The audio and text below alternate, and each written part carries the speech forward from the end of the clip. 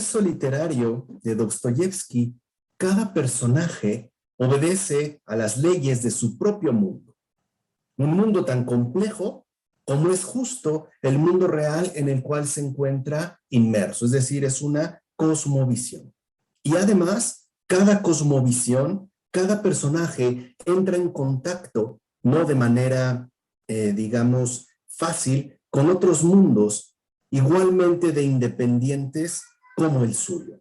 Y esta posición que asume Dostoyevsky se va a llevar hasta las últimas consecuencias. Es decir, para Dostoyevsky, las personas, a pesar de que posean cosmovisiones tan distintas, poseen libertad. Una libertad que el propio autor, por extraño que parezca, respeta.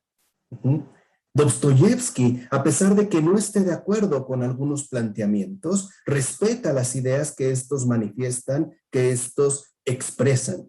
Es esta visión artística polifónica de la vida la que responde en todo caso a una actitud ética, es decir, a una posición de respeto y consideración ante el adversario.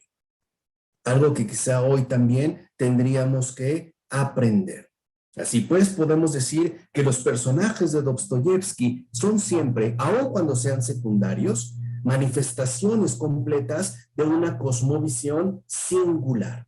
Representan, pues, una determinada concepción del mundo y, por ende, una postura ante la vida.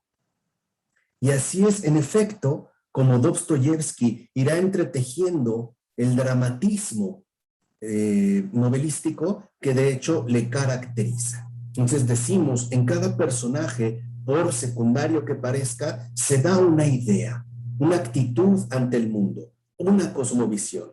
Pero la idea, sin perder su condición de categoría, es decir, sin necesariamente dejar de ser abstracta, se asume de forma incorporada a la experiencia humana.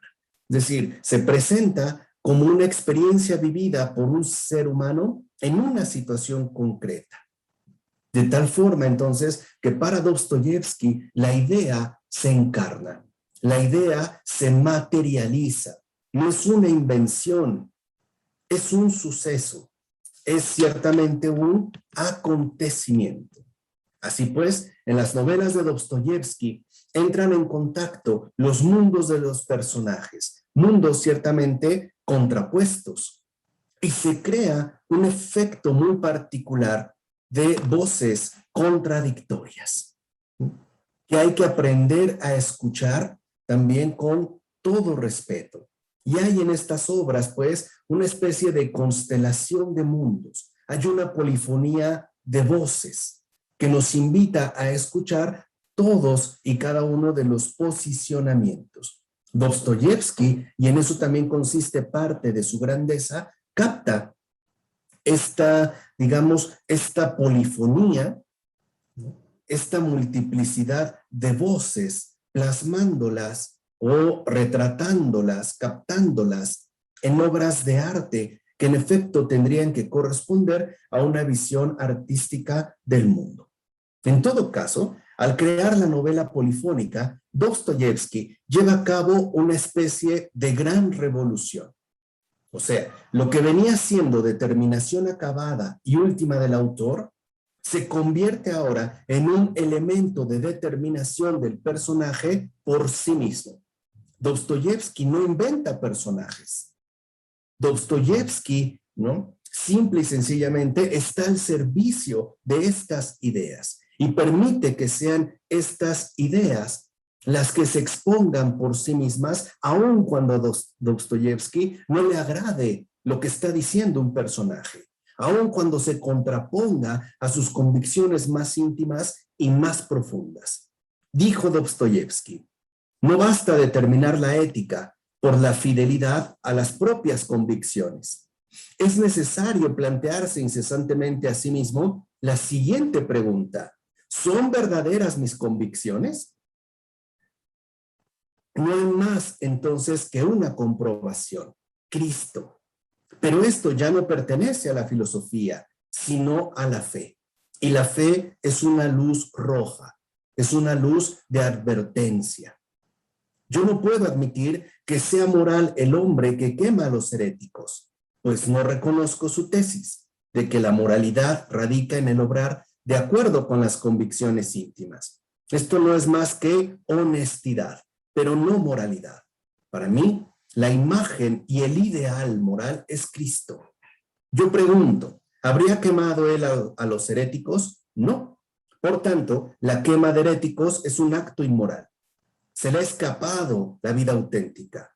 Y así no hacemos más que quedarnos con fórmulas y categorías. Estamos imbuidos por una especie de pereza. Entonces no confundamos la honestidad, es decir, fidelidad a las propias convicciones, con la moralidad, con este compromiso con Cristo, que es la verdad y que me lleva a salir de mis propias comodidades. Así pues, Dostoyevsky trata de ser sincero en sus exposiciones. Y por ello también es que él ha visto anidados en el espíritu humano los tremendos conflictos que engendra la sociedad de su tiempo. Imagínense, hoy necesitaríamos entonces un Dostoyevsky contemporáneo capaz de expresar los tremendos conflictos, las terribles desgarraduras que está engendrando la sociedad contemporánea. Por eso el estudio profundo que realiza Dostoyevsky en relación al alma humana resultará válido para cualquier ser humano que viva en épocas de crisis. Es pues una voz que igualmente atravesará todos los tiempos, una voz saludable que nos ayude a entender la complejidad en la que estamos inmersos y que nos invita a no sucumbir a una pereza intelectual que no resuelve absolutamente nada. Leamos entonces a Dostoyevsky, desde el principio hasta el final.